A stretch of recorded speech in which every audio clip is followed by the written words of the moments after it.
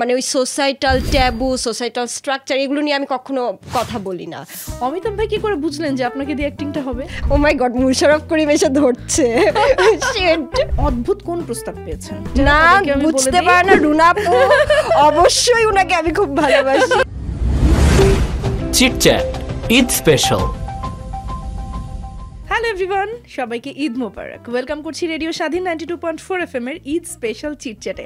সোহানা আছি সাথে এবং ঈদটা আশা করছি সবার বেশ খাওয়া দাওয়া নিয়ে কাটছে। বাট হ্যাঁ, ডোন্ট ফরগেট টু ওয়াচ আস। আমরা তো আছি আপনাদের জন্য ঈদের স্পেশাল আয়োজনগুলো নিয়ে। আছেন নিশ্চয়ই সঙ্গে, আমি আছি যেমন, আমার সাথে নিশ্চয়ই কেউ না কেউ থাকবেন অ্যাজ এক্সপেক্টেড। এবং ভীষণ স্পেশাল একজন অতিথি আজকে আছেন আমার সাথে। চলুন পরিচয় করিয়ে দিই আপনাদের সাথে আমাদের আজকের অতিথি বৃষ্টিকে। হ্যালো। হ্যালো, কেমন আছেন? ঈদ মুবারক। খুব ভালো আছি। ঈদ কেমন কাটছে আর কোথায় কাটছে? ঈদ কাটছে একদমই ঢাকায়, বাসাতেই। হ্যাঁ, কারণ কাজের চাপ, বোহেমিয়ান ঘোরার বহমান প্রেশার। হ্যাঁ, বহমান প্রেশার আসলেই। সো যারা যারা আছেন আমাদের সাথে বুঝতেই পারছেন যে আমরা আজকে নিয়ে এসেছি আপনাদের মাঝখানে বৃষ্টিকে, যিনি বোহেমিয়ান ঘোড়ার স্পেশাল একটা ক্যারেক্টার করছেন। এবং মোশাররফ করিমের এই যে 8 জন স্ত্রী বলি বা নায়িকা বলি, তাদের প্রত্যেকের ক্যারেক্টার ভীষণ ইন্টারেস্টিং এবং প্রত্যেকটা ক্যারেক্টারের মধ্যে আলাদা আলাদা গল্প আছে, আলাদা আলাদা টুইস্ট আছে। সো আমরা আজকে আনফোল্ড করবো সেই টুইস্টগুলোকে, সেই স্টোরিগুলোকে। শুরুতেই জানবো বৃষ্টির কাছ থেকে যে বোহেমিয়ান ঘোড়াতে যুক্ত হওয়াটা কিভাবে? বোহেমিয়ান ঘোড়াতে আসলে যুক্ত হওয়া একদম হুট করে, আমার এর আগে কোনো প্রি প্ল্যান ছিল না। মানে আমার হচ্ছে এর বোহেমিয়ান ঘোড়ায় যুক্ত হওয়ার আগে 3 মাস আগে আমার আম্মা মারা যান। সো এরপর আমি মডেলিং, এর মধ্যে আমার মডেলিং ক্যারিয়ার মোটামুটি ভালোই যাচ্ছিল, আমি একটু মডেলিংটাও পজ করি। তারপর এর মধ্যে অমিতাভ ভাই হচ্ছে আমাকে ডাকেন যে এরকম একটা ট্রানজিশন টাইমের মধ্যে। তারপর হচ্ছে আমি তো কখনোই এক্সপেক্ট করিনি যে অ্যাকচুয়ালি আমাকে নিবে, মানে এটা কখনো এক্সপেকটেশন কোনোদিন দেখাও হয়নি। আমি সবসময় ওনার মানে কোনো কাজ বা সিনেমা সবকিছু দেখেছি ফোনে, বা ওনার নাম শুনেছি আমি। তাহলে এটা তো আপনার ফার্স্ট অ্যাক্টিং, হ্যাঁ যদি বলি ফার্স্ট কন্টেন্ট কোথায় অ্যাক্টিং করছেন। অমিতাভ ভাই কি করে বুঝলেন যে আপনাকে দিয়ে অ্যাক্টিংটা হবে? আমি জানি না উনি কি করে সাহস করেছে, আমি হলে সাহস পেতাম না এত তাড়াতাড়ি, কিন্তু উনি আমাকে নিজে সাহসটা করেছে। এটা আমাকে খুব ভালো একটা এনার্জি দিয়েছে আমার চলার পথে, জীবনে। এটা আমার সারা জীবন সাথে থাকবে, উনি আমাকে যে সুযোগটা দিয়েছে। এবং আমি কিন্তু কোনো হোপ ছাড়া ওনার কাছে যাই। আচ্ছা, উনি আমাকে জিজ্ঞেস করছে দেখে যে হচ্ছে আমি এর আগে কখনো কাজ করেছি কিনা। আমি বললাম যে না, এর আগে। কানেকশনটা কিভাবে হলো? সো উনি আমাকে ফেসবুকে আমার কিছু ছবি দেখে, মানে আমি একদমই মফস্বলে বড় হয়েছি, তো মানে আমার ওই মফস্বল মানে ওই গ্রামের একটা ধাঁচ আমার মধ্যে এখনো আছে, যেটা আমি এখনো ভালোবাসি। আমাদের প্রত্যেকের মধ্যেই থাকে, যেখানে জন্ম, যেখানে গ্রামের মানুষ। যে আপনি দেখবেন গ্রামের মহিলারা কিন্তু কখনো ব্লাউজ পরতে হয় না ওর, মানে কিন্তু ওই শহরে আনাটা কিন্তু ওদের মধ্যে নেই, যে ওই গ্রামের সাথে মিশে যাচ্ছে, হাঁস মুরগি দেখছে, কৃষি কাজ করছে, একটা গ্রামের নারী যেভাবে কাজ করে, এই জিনিসটা দেখে দেখে আমি বড় হয়েছি। সো ওই জায়গা থেকে যখন আসলে অমিতাভ ভাইয়ের সাথে মানে দেখা করতে পারাটা, আমি যে জায়গা থেকে আসলে বিলং করি, তারপর হচ্ছে এই যে এরকম বোহেমিয়ান ঘোরা আসতে পারে, আমার মডেলিং ক্যারিয়ার, আমার কাছে সবকিছু খুব বোনাস, লাইক এ ড্রিম। হ্যাঁ, এখনো ড্রিম। কখনো মনে হতো যখন মডেলিং করছিলেন যে আমি আসলে অ্যাক্টর মানে অ্যাক্ট্রেস হব, অ্যাক্টিংটাই আমাকে দিয়ে হবে, এরকম কিছু মনে হতো? একদমই না, কখনো চিন্তাতেও আসেনি। কিন্তু আমার দেখতে নিজেকে খুব ভালো লাগতো। আমার সবসময় you are really very beautiful. যদিও আমাদের সোসাইটিতে এখনো পর্যন্ত আমি বলবো বিউটির ডেফিনেশনটা খুব স্পেসিফিক, এবং তার মধ্যে প্রথমত হচ্ছে স্কিনটা খুব ফেয়ার হতে হবে, তারপরে অন্য কিছু, তার ট্যালেন্ট বা অন্য কিছু অনেক পরের ব্যাপার। দেখতে সুন্দর হতে গেলে আগে ফেয়ার স্কিন লাগবে, বাট সেই তথাকথিত ফর্সা ছাড়াও যে দেখতে সুন্দর লাগে একটা মানুষকে, এই চিন্তার জায়গাটা এখনো বোধহয় অনেকটা ডেভেলপ করতে হবে আমাদের। আপনি কখনো শুনেছেন কিনা, আপনি বলছিলেন যে আপনার নিজেকে খুব সুন্দর লাগে, কিন্তু অন্যদের কাছে কেমন লাগে, এরকম কোনো কিছু আপনার কি মনে হয় যে কখনো যে না, অন্যরা অন্যভাবে ট্রিট করছে ব্যাপারটা? আমি যদি আসলে আমার একদমই শৈশব থেকে বলি, আমি কখনোই আমি এটা কমপ্লেন করছি না, মানে জিনিসটা হচ্ছে আমি কখনো এটা শুনে বড় হইনি ওই ট্রেডিশনাল সুন্দরটা, আমি কিন্তু আমার নিজেকে দেখতে খুব ভালো লাগতো। আমি কখনো খুঁজে পেতাম না কেন মানুষ আমাকে বুলিং করছে, কেন মানুষ আমাকে নিয়ে নোংরা কথা বলছে, বা আমাকে আমি দেখছি আমি সুন্দর, আমার দেখতে পাচ্ছে না কেন। কিন্তু আমার এটা নিয়ে কখনো না মানে কমপ্লেন, এটা আমার জন্য আমি বলবো যে এটা আমার জন্য একটা ব্লেসিং। আমি কখনো কমপ্লেন করতে পছন্দ করি না। আমি জানি অবস্ট্যাকল ছিল, অবস্ট্যাকল সারা জীবন থাকবেই, এটা কখনো এমন না যে চলে গিয়েছে। কখনো পৃথিবীতে অবস্ট্যাকলগুলো সারা জীবন ছিল, যেমন ভালো ছিল তেমন অবস্ট্যাকলও ছিল। সো এই যে অবস্ট্যাকলের মধ্যে দিয়ে আপনাকে বের হতে পারাটা, এটাই চ্যালেঞ্জিং। আপনি এরকম অনেক স্কিনের মেয়েও দেখবেন যারা ফর্সা, কিন্তু মানে নায়িকা, আমরা তো সবাই সুন্দর, ফর্সা কালো যেই বা প্রত্যেকটা মানুষ আমরা আমাদের মতো করে সুন্দর, কিন্তু মানে আর্টিস্ট ভিন্ন জিনিস। ট্রু, এটা খুব ভিন্ন জিনিস। Well said. এবং আমার কাছে মনে হয় যে আমাদের সোসাইটিতে এখনো আমরা বোধ হয় একটু ডার্ক স্কিন টোনের একটা মেয়েকে দেখলে চিন্তা করি আর ও তো সুন্দর না। আমরা যখন নিজেরা পাত্রী খুঁজতে যাই, সেটা ভাইয়ের জন্য হোক, ছেলের জন্য হোক, নিজের জন্য হোক, তখন আমরা আসলে ওই সুন্দরী খুঁজি যার স্কিন টোনটা খুব ফেয়ার, যাকে দেখতে ফর্সা লাগে। কিন্তু এই সৌন্দর্যের সংজ্ঞাটা ঠিক কেমন, এটা বোঝার জন্য আমার মনে হয় আরও অনেকগুলো বছর যুগ কেটে যাবে, তবুও কতদিনে পরিবর্তিত হবে আমি জানি না। তাই ওই ডিসকাশনে আর যাচ্ছি না, আবারও ফেরত চলে আসবো বোহেমিয়ান ঘোড়ায়। একজন মানুষ যখন অ্যাক্ট্রেস হতে চায় বা অ্যাক্টিংয়ে আসতে চায়, তখন তার জন্য কিন্তু ড্রিম লেভেল সেট করা হয়, বা সে নিজেই ড্রিম লেভেলটা সেট করে যে শুরু করেছি আমি অ্যাক্টিং ক্যারিয়ার, কবে আমি আসলে অমিতাভ রেজার সাথে কাজ করব, কবে আমি মোশাররফ করিমের সাথে কাজ করতে পারবো। রাইট? যখন আমি টিভিতে কাজ করছি, তখন আমার চিন্তা আমি কবে ওটিটিতে কাজ করব, যদি সেটা হয় হইচইয়ের মতো একটা প্ল্যাটফর্ম, ফার্স্ট চয়েস। আপনি একজন মানুষ যিনি তার প্রথম অ্যাক্টিংয়েই সবগুলো পেয়েছেন, একেবারে বাঞ্চ কম্বিনেশন। মানে এটা তো আসলে মোর দ্যান আ ড্রিম। কেমন ছিল ফার্স্ট সেই এক্সপেরিয়েন্সটা বা সেই অনুভূতিটা যখন মনে হলো যে জানতে পারলেন যে ইউ আর সিলেক্টেড? প্রথমে আসলে খুব সহজভাবে যদি বলি, অনুভূতি কখনো শব্দ দিয়ে, আপনি একটা শব্দ দিয়ে বুঝিয়ে বলতে পারবেন না। অনুভূতি এমন একটা জিনিস। আর আমি এরকম একটা পার্সন, আমার চাওয়া পাওয়া জীবনে খুব কম। মানে আমি বিশ্বাস করি বেঁচে থাকছি, এর মধ্যে আমি জীবনে যা পাবো সবটাই বোনাস।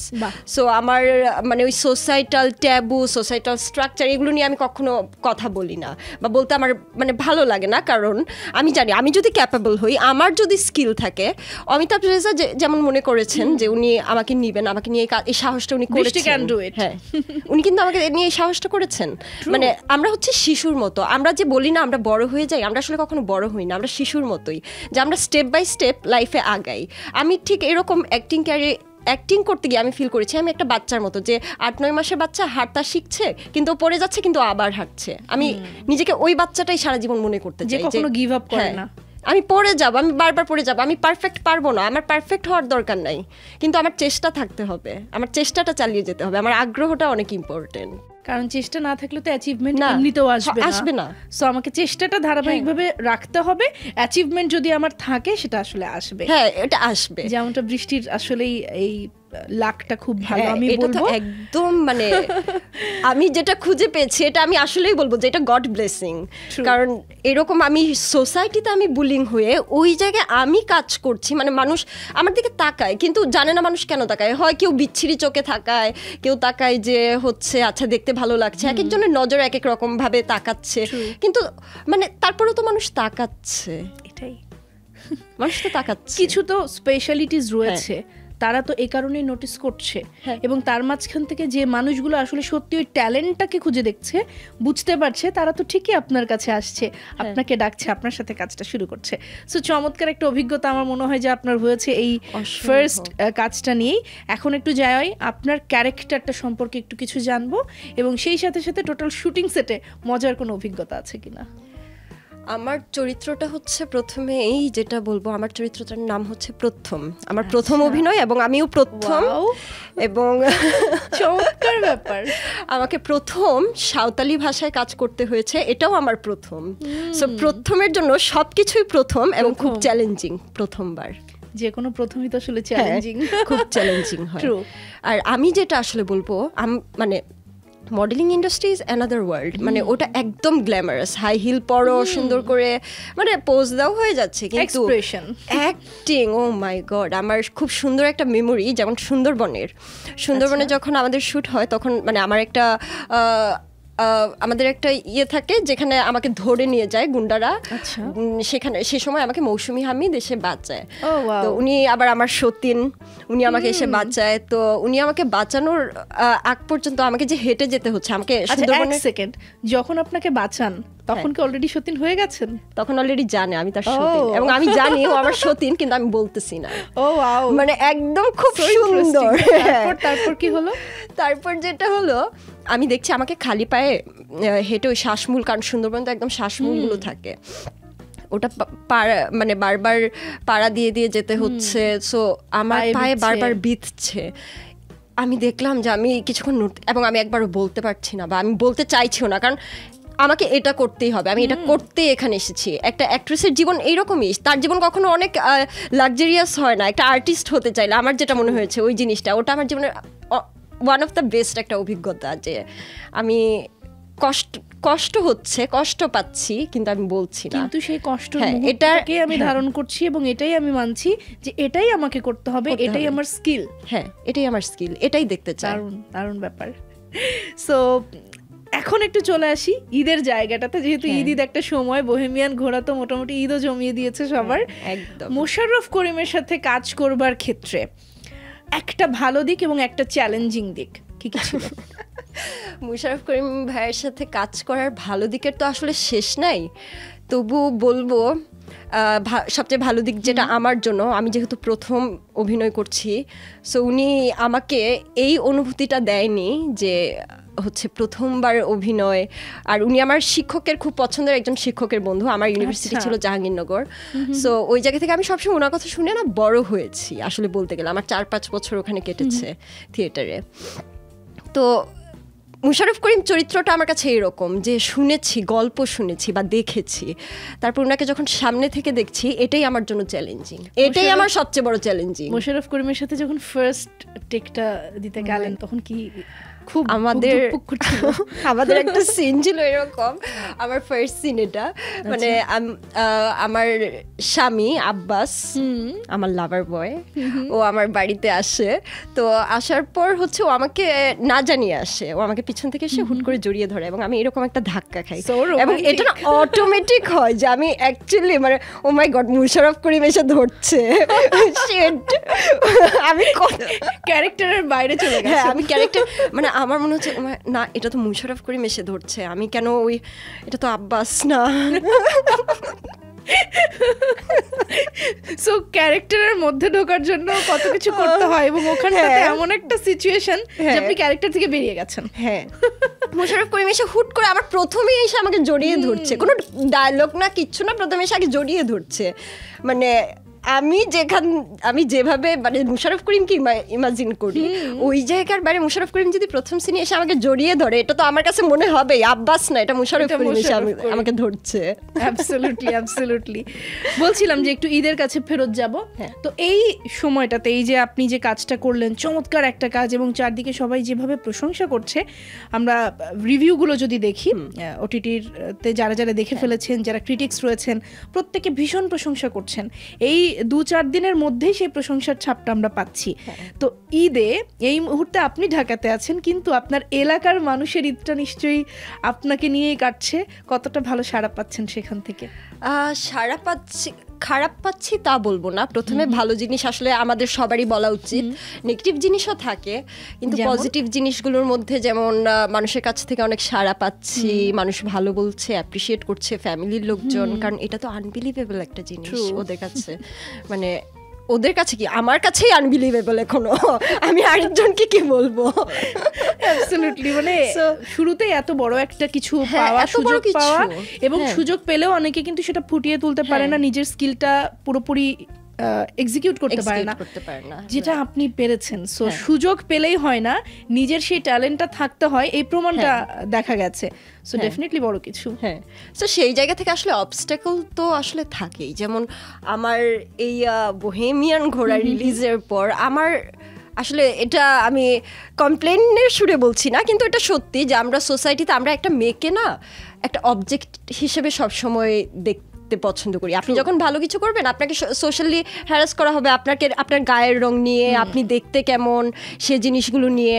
মানে একটা মেয়েকে প্রশংসা করতে পারে না, জাজ করার জন্য আমরা সবাই খুব তৈরি থাকি। কিন্তু একটা মানুষ যে এগিয়ে যাচ্ছে, একটা মানুষের যে এই কষ্টটুকু নিয়ে বাঁচতে হচ্ছে না যে রাতের বেলা আমাকে ঘুমাতে হয় ফেয়ার স্কিন ক্রিম মেখে, আমাকে তো এটা করতে হয় না। আমি যে 10টা গ্রামের মেয়েকে যে ইন্সপায়ার করছি, এই ইন্সপায়ার মানে আমি এত বড় শব্দ আমি বলবো না, কিন্তু এই যে আমি যে জিনিসটা করছি এটা যদি 10টা মানুষকে হেল্প করে, আপনি সেই জায়গাটাতে ব্রেক আনতে পারছেন। হ্যাঁ, আমি চেষ্টা করছি আমার মতো করে। কিন্তু যখন মানুষ, যেমন আমার ফ্যামিলি, আমার বাবা যেহেতু আমার মা নেই, আমার বাবা এখনো মানে মানুষকে বলতে পারেন না যে আমি একটা ওয়েব সিরিজে অমিতাভ রেজার সাথে কাজ করেছি। মানুষের কাছে এটা বিশ্বাসযোগ্য না। মানে মানুষের, কারণ এই স্কিন কালারে ওরা সারা জীবন আমাকে বুলিং করছে। কেন বলতে পারেন না? কি ভয়? মনে হয় যে বললেই হ্যাঁ বুলিং করবে, আরো বেশি খানিকটা ওখানটাতে জাজ করবে যে ওই মেয়েটা কি করছে, ওর সেক্সুয়ালিটি নিয়ে প্রশ্ন তুলবে, ওকে বিভিন্নভাবে হ্যারাস করার ট্রাই করবে। তো একটা বাবার জন্য এই জিনিসটা খুব কষ্টের, কারণ পৃথিবীর সব বাবা মার কাছে তার সন্তান সবচেয়ে সুন্দর, এবং নিজের কাছে তো সবার আগে সবচেয়ে সুন্দর হওয়া উচিত। পৃথিবীর সব মানুষ আমাদের, যখন আমরা বলি যে সৃষ্টিকর্তা আমাদেরকে বানিয়েছেন, এবং সেই মানুষগুলোই এসে যখন মানে কোনো কিছু আপনাকে নিয়ে বলছে যে আপনি আপনার বডি শেমিং করছে, তারা কি আসলে আমার তাদের কাছে সবসময় প্রশ্ন, তারা কি আসলে সৃষ্টিকর্তাকে বিশ্বাস করে? মানে আমি তাদের কাছে এই প্রশ্নটা রাখতে চাই। এবং কেউই তো 100% পারফেক্ট নই, আমরা পারফেকশনের একটা সংজ্ঞা সেট করে রেখেছি। একটা মানুষকে পারফেক্ট হতে গেলে এটা এটা এটা থাকতে হবে, তাহলে কেউই কি পারফেক্ট? আমি যদি কাউকে নিয়ে প্রশ্ন তুলে আমার নিজের মধ্যে তো কিছু না কিছু ঘাটতি আছে, সেই জিনিসটা আমি হয়তো তখন ওভারলুক করে যাচ্ছি। হ্যাঁ, সো ওই সংজ্ঞায় বলতে গেলে কেউ পারফেক্ট না, কিন্তু আবার বলতে গেলে প্রত্যেকেই পারফেক্ট। সৃষ্টিকর্তা যাকে যেভাবে সৃষ্টি করেছেন ওটা ওই পারফেকশন দিয়েই তিনি সৃষ্টি করেছেন। প্রত্যেকে সুন্দর, প্রত্যেকেই সুন্দর। আমাদের শুধু এই বার্তাটুকু মানুষের কাছে পৌঁছে দেয়া। আমাকে যদি জিজ্ঞেস করেন আমি আসলে কি করছি, আমার পারপাস কি, আমার আর্টিস্ট হিসেবে পারপাস এটাই যে এই মানুষদের কাছে এইটুকু পৌঁছে দেয়া যে নাইট ক্রিম মেখে নিজের স্কিনটাকে না, নিজের মনটাকে আগে পাল্টাতে হবে। আমাদের মনটা অনেক সুন্দর, আমরা খুব শিশুর মতো, আমরা কেউই খারাপ না, আমরা কেউই মানে আমরা শিশুর মতো জন্মেছি, আমরা শিশুর মতো মারা যাব। নিজের মনের সৌন্দর্যটাকে নিজের অজান্তেই ঢেকে ফেলি। সো সেটা না করা, সেটা না করা। Very well said. আমরা এখন চলে আসবো একদম শেষের দিকে, একটা সেগমেন্ট বলবো না ঠিক, ছোটখাটো কিছু কোশ্চেন জানতে চাইবো। খুব বেশি ভাবনা চিন্তার সুযোগ নেই, খুব কুইকলি উত্তর দিতে হবে। এবং এখানটাতে কোনো ধরনের ওই একটু ডিপ্লোম্যাটিক অ্যান্সার দিচ্ছি এগুলো কিচ্ছু করা যাবে না। তো আমার ফার্স্ট যে কোশ্চেনটা, ইট ওয়াজ ফান, এটা বাদ দিয়ে আর কোন ভাবে আপনি আপনার সেটে কাজ করার অভিজ্ঞতাটাকে প্রকাশ করবেন? ইট ওয়াজ ফান বলা যাবে না। আমি অনেক নার্ভাস থাকি সবসময়, কিন্তু আমি সবসময় এমন একটা অ্যাক্টিং করি যে বুঝতে দিচ্ছি না। এখন পর্যন্ত মডেলিং হোক, এই অ্যাক্টিং তো সবে শুরু, এই ছোট্ট ক্যারিয়ারের মধ্যে বা অল্প সময়ের মধ্যে অদ্ভুত কোন প্রস্তাব পেয়েছেন? অদ্ভুত নিজে একটা প্রস্তাব দিয়েছি যে এটাকে বলে ভবচক্র থেকে মুক্তি লাভ। আমি মেডিটেশন শুরু করেছি, নিজেকে সব কিছু থেকে মুক্তি দিয়ে নিজের পারপাসটা আসলে সার্ভ করার চেষ্টা করছি। এটা একটা অদ্ভুত ফিলিংস নিজের ভিতরে, নিজের চ্যালেঞ্জ।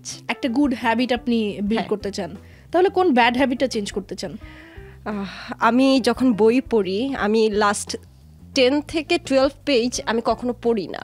আমার মনে হয় যে আচ্ছা ঠিক আছে, পুরা গল্প তো পড়েই ফেলছি। এই যে 8-10 পেজ আমি সবসময় জমিয়ে রাখি, এটা আমার কাছে মনে হয় আমার খুব ব্যাড হ্যাবিট, যে এটা আমার কাজে ইম্প্যাক্ট পড়ে, যে আচ্ছা ঠিক আছে অর্ধেকটা তো করেই ফেলছি, আর একটু পরে করব। কিন্তু এরকম না, 100 মানে 100। অনেস্টি যেমন 99% নাই, এটা 100, ঠিক এরকমই 100 একদম প্রিসাইজ। এটা ঈদ মানে আপনার কাছে কি খাওয়া দাওয়া, বন্ধুদের সাথে ঘুরে বেড়ানো, নাকি একেবারে পড়ে বাসায় ঘুমানো? ঈদ মানে একদম আমার কাছে বাসায় নিজের মতো করে সবার জন্য রান্না করা, সবাইকে ডেকে ডেকে খাওয়ানো।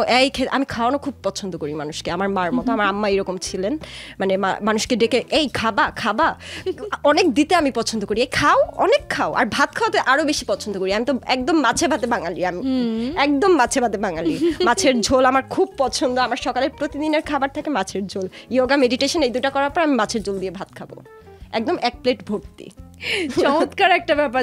যারা বলেন যে মডেলরা তো না খেয়ে থাকে, একদম না, প্লিজ শুনুন না, একদম না। মডেলরা অনেক খেতে ভালোবাসে, আমি খেতে ভালোবাসি। মডেলিং নাকি অ্যাক্টিং? যদিও অ্যাক্টিংটা সবে শুরু, কিন্তু তারপরেও তো লম্বা একটা সময়ের অভিজ্ঞতাই আছে। তো সেখান থেকে কোনটা পিক করতে চান, modelling or acting? Art that combines each and all. ওকে, আমি যদি বলি অ্যাক্টিং ক্যারিয়ারের একটা এইম সেট করা, সেটা কোনটা আপনার জন্য? আমি বিভিন্ন ল্যাঙ্গুয়েজের সিনেমায় কাজ করতে চাই। আর আমার ইরানিয়ান মুভি খুব পছন্দ। তারপর বিভিন্ন দেশে, এখন বাংলাদেশেও আমাদের যেমন হচ্ছে খুব রিয়েলিস্টিক সিনেমা হচ্ছে, রিয়েলিস্টিক সিনেমা যাদের মানে সিনেমা বানাতে না বাজেট লাগে না, আমি যেটা বিশ্বাস করি। সিনেমা বানাতে সবসময় আগ্রহ লাগে আর চিন্তাটা লাগে। সো আমি টাকা কামাই করতে চাই না, আমার কখনো এই ড্রিম নাই। আমি জানি আমি গরিবই থাকবো, কারণ আমি আর্টিস্ট হওয়ার স্বপ্ন দেখছি। সো আমি ওদের সাথে কাজ করতে চাই ওয়ার্ল্ড ওয়াইড। বলবো না যে আমি খুব একা শুধু হলিউড প্রেমী, মানে কিন্তু আমি বিভিন্ন ল্যাঙ্গুয়েজ শিখতে চাই এবং নিজের এই যে সাঁওতালি ভাষা দিয়ে এটা শুরু করলাম। জানি না এটা কোন ভাষায় গিয়ে এটা শেষ হবে। এটা ডেফিনেটলি এটা চলতে থাকার একটা এক্সপেরিয়েন্স হয়েছে নিশ্চয়ই, যে সাঁওতাল ভাষাটা শেখা। হ্যাঁ, চমৎকার ব্যাপার। ওকে, এখন জানতে চাই যে ব্রেকআপ নাকি ডায়লগ ভুলে যাওয়া, কোনটা বেশি হার্টব্রোকেন ফিল দেয়? ডায়লগ ভুলে যাওয়া। ট্রু, আমি এটাই এক্সপেক্ট করছিলাম। কাজে আমি প্যাশনেট কোনো মানুষ হলে আচ্ছা আমার আমি জানতে চাই। ও মাই গড। সো আমার একটা বিশাল একটা বড় ডায়লগ আছে, মানে দুনিয়ার 14 গোষ্ঠী ওটার মধ্যে আমার বলতে হবে। এখন ওই 14 গোষ্ঠীটা বলার জন্য আমার হচ্ছে মৌসুমী আপু হচ্ছে আমার সামনে বসে থাকবে, বিভিন্ন কাজ করতেছে, আমার ওই 14 গোষ্ঠীর ডায়লগটা দিতে হবে।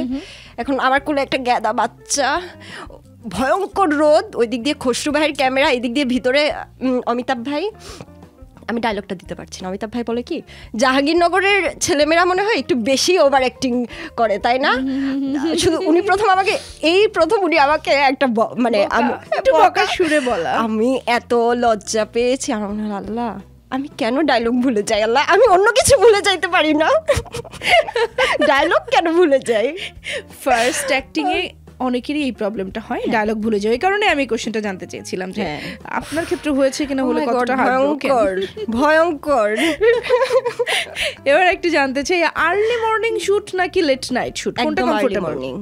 আর্লি মর্নিং কমফোর্টেবল, হ্যাঁ, কারণ আমি একদম মর্নিং পারসন। হ্যাঁ, morning person. and I'm not a morning person. No, it's okay. একদম last question, very last but not the least, trust me. এই কোশ্চেনের আনসার দিতে গিয়ে অনেক ভাবতে হবে, কিন্তু আমি ভাববার সময় দিব। Oh my god. Best as senior হয়েছি রুনা খান, জি করিম আর মৌসুমী হামিদ? আমি খুব ছোট ছোট করে বলবো, বড় বড় করে না, একজনের নাম বলতেই হবে। রুনাপুর সাথে যখন আমার প্রথম দেখা হয়, উনি আমার প্রথম দেখাতেই বলে যে আমি আপনার ফ্যান। বলেছিলাম যে না, আমি ডিপ্লোম্যাটিক আনসার দিচ্ছি না, ছোট ছোট করে আনসার দিচ্ছি। ওকে, সো মৌসুমী আপুর সাথে যখন প্রথম দেখা হয়, সে প্রথমেই আমাকে জড়িয়ে ধরে, একটা মায়ের অনুভূতি দেয় আমাকে তার সাথে। কারণ আমি আমার শুটিং এর মধ্যে আমি তাকে পেয়েছি, সো তার কাছ থেকে যে একটা মায়ের অনুভূতি, আমি সবসময় মানে তাকে দেখলে আমার মায়ের চেহারাটা আমার চোখের সামনে ভেসে উঠে।